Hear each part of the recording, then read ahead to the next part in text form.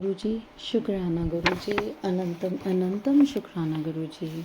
ओम नमः शिवाय। शिवजी सदा सहाय। ओम नमः शिवाय। गुरुजी सदा सहाय। गुरु महाराज, आपकी आज्ञा के अनुसार मैं श्री शिव पुराण महात्म्य का पाठ आज का अध्ययन करने लगी हूँ।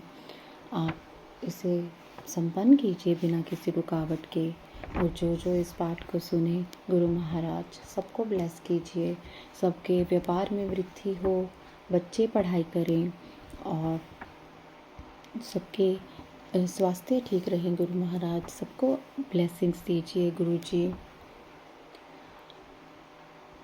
गुरु महाराज हम सबको हमारे खराब कर्मों से मुक्त कीजिए और हमें इतनी शक्ति दीजिए कि हम इस पाठ को सुन के अपने अंदर जो बदलाव लाएं और इस पाठ का एक एक अक्षर के अंदर संगत जी इतनी ब्लेसिंग्स हैं कि हम सोच भी नहीं सकते। और गुरुजी ने हमें इतना इजी, इतना आसान तरीका बताया है कि हम कैसे अपने कर्मों से मुक्त हो सकते हैं, जो हमने पास्ट लाइफ में किए हैं और जो इस लाइफ में हम करते हैं। डेली में ही हम रोज़ाना ही हम कुछ ना कुछ गलतियाँ, कुछ ना कुछ करते ज़रूर हैं, ऐसा कि जो बिल्कुल भी ठीक नहीं है। संगत जी, इससे आसान तरीका गुरुजी ने और कोई नहीं गुरुजी ने जो बताया है उससे आसान तरीका कोई नहीं है कि आप शिव पुराण ध्यान से सुनिए। और संगत जी, मैं ये शिव पुराण कर रही हूँ, आप जितनी बार मुझे शिव पुराण कहेंगे, गुरुजी जितनी बार सेवा देंगे, मैं उतनी बार शिव पुराण करूँगी। और मैं अपने संगत परिवार के लिए ये पाठ शुरू करने जा रही हूँ और मेरे गुरु महाराज जी से हाथ जोड़ के निवेदन है, मेरी अरदास है, मेरी प्रार्थना है गुरुजी, आप इस शिव पुराण के एक एक शब्द के अंदर आप इतनी शक्ति भर दीजिए कि इससे सुनने वाले का, और जो इसे जिनको नहीं भी संगत जी समझ आ रहा या कुछ है, वो भी अगर सुनेंगे तो वो भी ब्लेस हो जाएंगे। उनको पढ़ने वाले जो पढ़ रहा है उतना ही, कहते हैं ना कि पढ़ने से सुनने से सेम ही एक जैसा ही फल मिलता है संगत जी। तो मेरे गुरु महाराज के चरणों में यही प्रार्थना है। और गुरु महाराज, चलिए अब शिव पुराण का पाठ शुरू करते हैं। गुरु महाराज, ओम नमः शिवाय। शिव जी सदा सहाय। ओम नमः शिवाय। गुरु जी सदा सहाय। श्री शिव पुराण महात्म्य।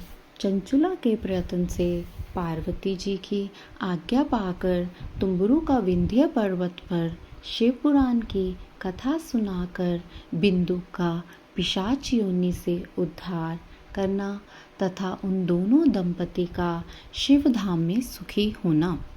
सूत जी बोले, शौनक, एक दिन परमानंद में निमग्न हुए चंचुला ने उमा देवी के पास जाकर प्रणाम किया और दोनों हाथ जोड़कर वह उनकी स्तुति करने लगी। चंचुला बोली, गिरिराज नंदनी स्कंद माता उमे, मनुष्यों ने सदा आपका सेवन किया है। समस्त सुखों को देने वाली शंभु प्रिय, आप ब्रह्मा स्वरूपिणी हैं। विष्णु और ब्रह्मा आदि देवताओं द्वारा सेव्य हैं। आप ही सगुणा और निर्गुणा हैं तथा आप ही सूक्ष्मा सच्चिदानंद स्वरूपिणी आद्या प्रकृति हैं। आप ही संसार की सृष्टि, पालन और संहार करने वाली हैं। तीनों गुणों का आश्रय भी आप हैं। ब्रह्मा, विष्णु और महेश्वर, इन तीनों देवताओं का आवास स्थान तथा उनकी उत्तम प्रतिष्ठा करने वाली पराशक्ति आप ही हैं। सूत जी कहते हैं, शौनक, जिसे सद्गति प्राप्त हो चुकी थी, वह चंचुला इस प्रकार महेश्वर पत्नी उमा की स्तुति करके सिर झुकाए चुप हो गई। उसके नेत्रों में प्रेम के आंसू उमड़ आए थे। तब करुणा से भरी हुई शंकर प्रिय भक्त वत्सला पार्वती देवी ने चंचुला को संबोधित करके बड़े प्रेम से इस प्रकार कहा। पार्वती बोली, सखी चंचुले, सुंदरी, मैं तुम्हारी की हुई इस स्तुति से बहुत प्रसन्न हूँ। बोलो क्या वर मांगती हो?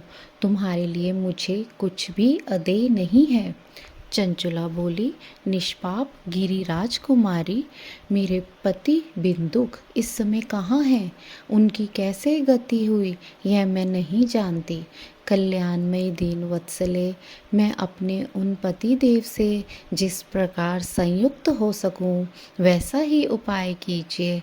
महेश्वरी, महादेवी, मेरे पति एक शूद्र जातीय वैश्या के प्रति आसक्त थे और पाप में ही डूबे रहते थे। उनकी मृत्यु मुझसे पहले ही हो गई थी। न जाने वे किस गति को प्राप्त हुए।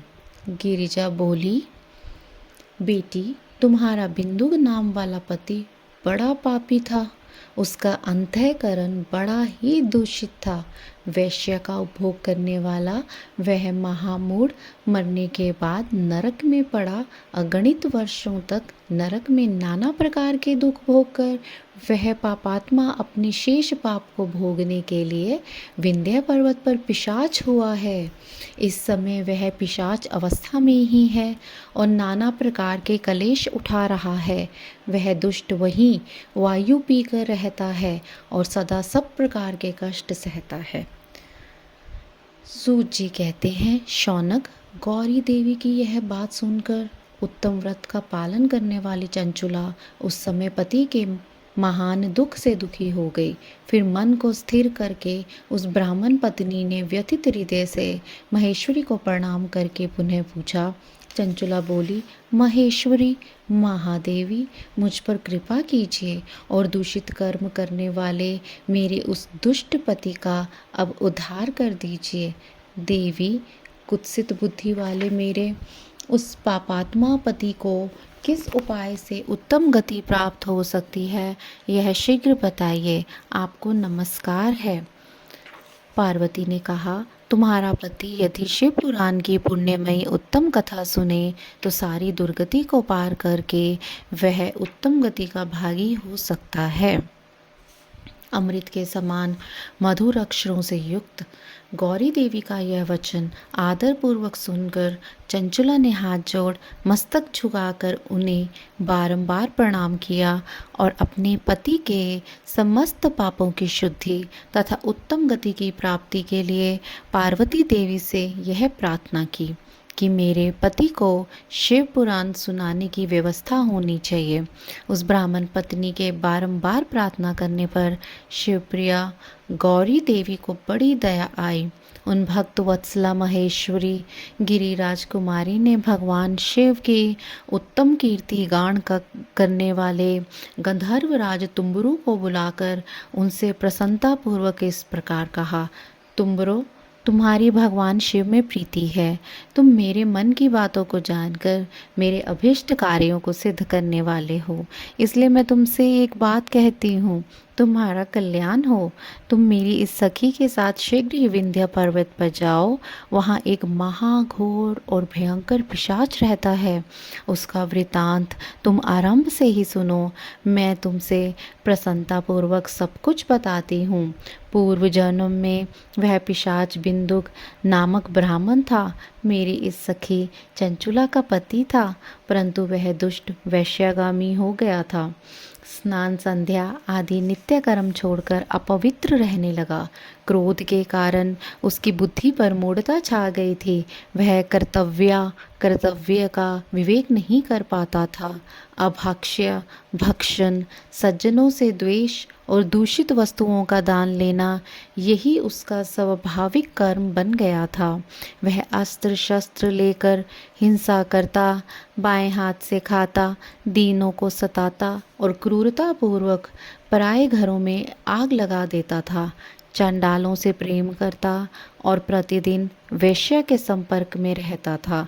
बड़ा दुष्ट था, वह पापी अपनी पत्नी का परित्याग करके दुष्टों के संगम में ही आनंद मानता था। वह मृत्यु पर्यंत दुराचार में ही फंसा रहा। फिर अंतकाल आने पर उसकी मृत्यु हो गई। वह पापियों के भोग स्थान घोर यमपुर में गया और वहाँ बहुत से नरकों का उपभोग करके वह दुष्टात्मा जीव इस समय विंध्य पर्वत पर पिशाच बना हुआ है।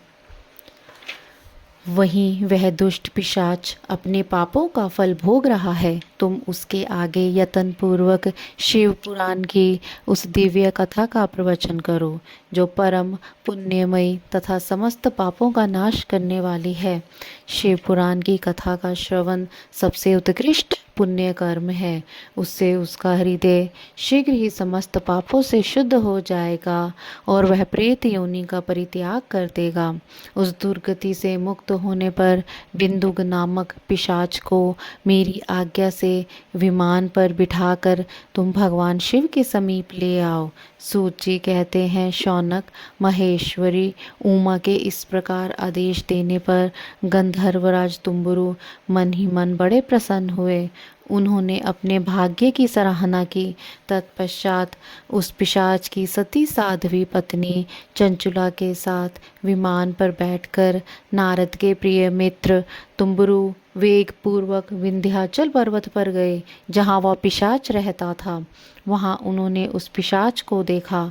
उसका शरीर विशाल था, थोड़ी बहुत बड़ी थी। वह कभी हंसता, कभी रोता और कभी उछलता था। उसकी आकृति बड़ी विकराल थी। भगवान शिव की उत्तम कीर्ति का गान करने वाले महाबली तुम्बुरु ने उस अत्यंत भयंकर पिशाच को पाशों द्वारा बांध दिया। तदंतर तुम्बुरु ने शिव पुराण की कथा बाँचने का निश्चय करके महोत्सव युक्त स्थान और मंडप आदि की रचना की। इतने में ही संपूर्ण लोकों में बड़े वेग से यह प्रचार हो गया कि देवी पार्वती की आज्ञा से एक पिशाच का उद्धार करने के उद्देश्य से शिव पुराण की उत्तम कथा सुनाने के लिए तुम्बुरु विंध्य पर्वत पर गए हैं। फिर तो उस कथा को सुनने के लोभ से बहुत से देवर्षि भी वहाँ शीघ्र ही वहाँ जा पहुँचे। आदरपूर्वक शिव पुराण सुनने के लिए आए हुए लोगों का उस पर्वत पर बड़ा अद्भुत और कल्याणकारी समाज जुट गया। फिर तुम्बुरु ने उस पिशाच को पाशों से बांधकर आसन पर बिठाया और हाथ में वीणा लेकर गौरीपति की कथा का गान आरंभ किया।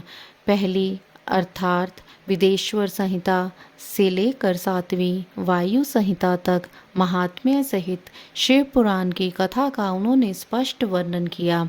सातों संहिताओं सहित शिव पुराण का आदरपूर्वक श्रवण करके वे सभी श्रोता पूर्णतः कृतार्थ हो गए। उस परम पुण्यमय शिव पुराण को सुनकर उस पिशाच ने अपने सारे पापों को धोकर उस पिशाचिक शरीर को त्याग दिया। फिर तो शीघ्र ही उसका रूप दिव्य हो गया, अंग कांति गौरवर्ण की हो गई। शरीर पर श्वेत वस्त्र तथा सब प्रकार के पुरुषोचित आभूषण उसके अंगों को उद्वासित करने लगे। वह त्रिनेत्रधारी चंद्रशेखर रूप हो गया। इस प्रकार दिव्य देहधारी होकर श्रीमान बिंदुक अपनी प्राण वल्लभा चंचुला के साथ स्वयं भी पार्वती वल्लभ भगवान शिव का गुणगान करने लगा।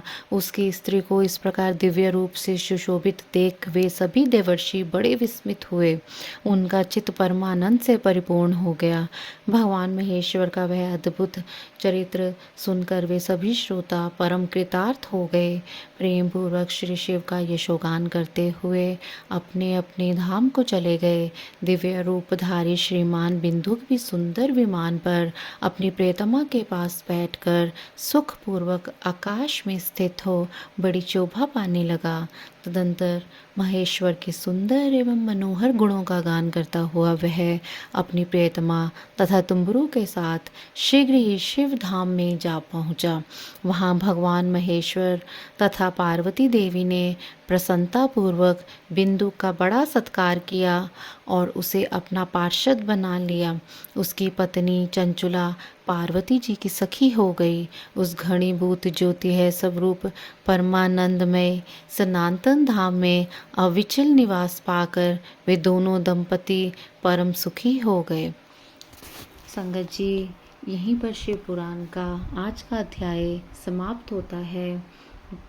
और संगत जी, इसके एक एक शब्द में सबका कल्याण है। आप कृपया इसे सुनिए।